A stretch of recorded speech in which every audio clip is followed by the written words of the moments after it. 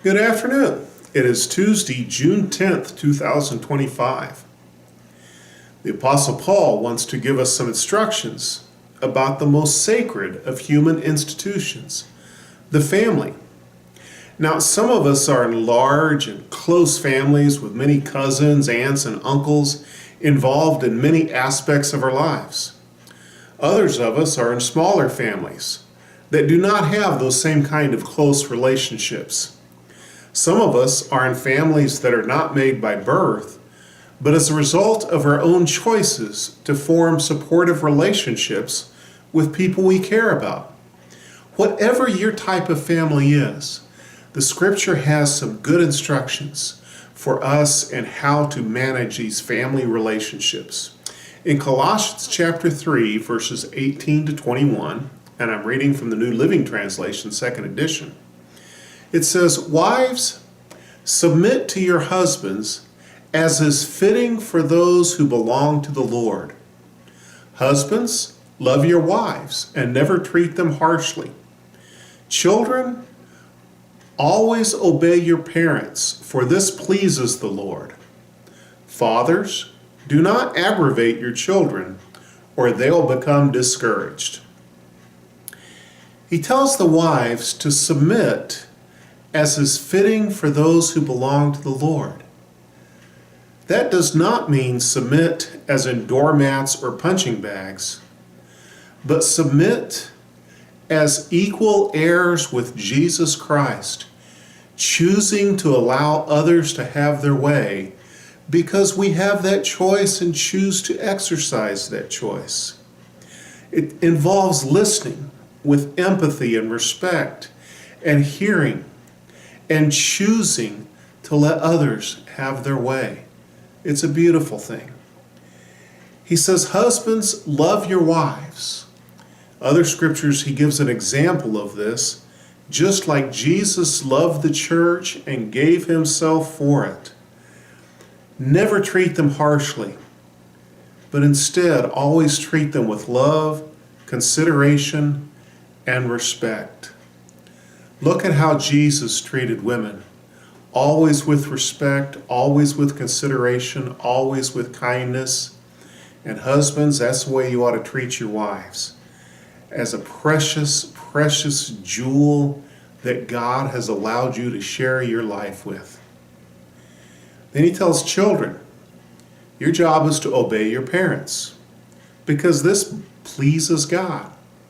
There's an implied instruction in there that parents ought to be worthy of obedience. But children, their job is to obey, to do what their parents say.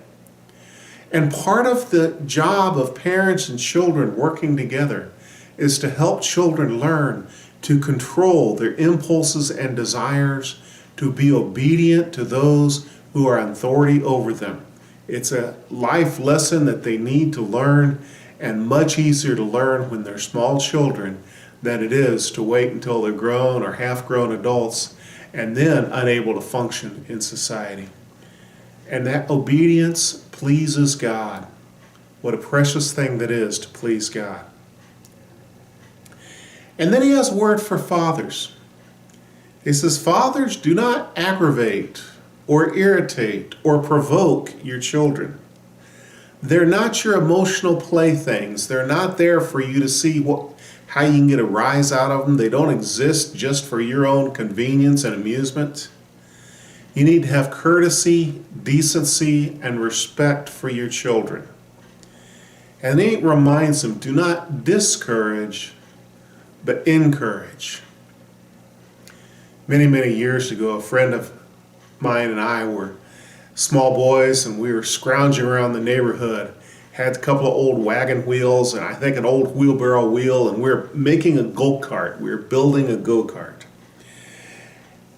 And I talked about going home at lunch and telling my parents about it. Asked him if he was going to tell his parents, and he just kind of looked at me and shook his head, and he says, no, I never tell my parents anything about what I'm doing. He says, because all they do is tell me I'm doing it wrong and I don't know what I'm doing, and tell me to go do something else. I don't ever tell them what I'm doing.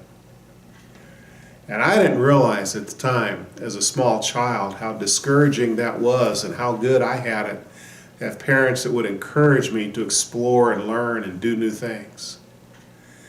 But here he was, already at that 7 or 8 year old little boy, learning that everything his parents did was to discourage him from doing anything he wanted to.